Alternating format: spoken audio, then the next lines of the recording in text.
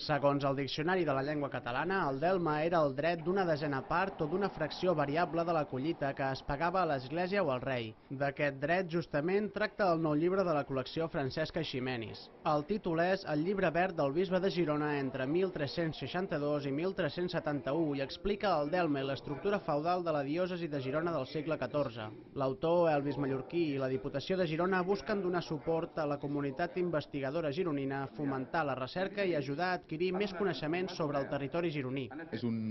l'edició d'un llibre que es conserva a l'Arxiu Diocesà de Girona sobre el delme. És un llibre encarregat pel bisbes de Girona al segle XIV, just després de la pesta negra, quan va començar una crisi demogràfica, econòmica molt important, i el llibre recull una mica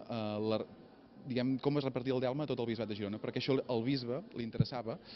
saber-ho, perquè sobre els que tenien el delme ell cobrava unes taxes, i per tant, gràcies a aquest interès del bisbe a arreglar les seves finances, coneixem com es repartia el delme sobre tot el bisbat. El llibre verd del bisbe de Girona va començar com una tesi doctoral d'Elvis Mallorquí, però trobant-se amb tanta informació del document original, l'autor i doctor en Història per la UDG va decidir fer una recopilació exhaustiva de totes les dades i d'aquesta manera mostrar al públic actual com funcionava antigament la societat a les nostres terres.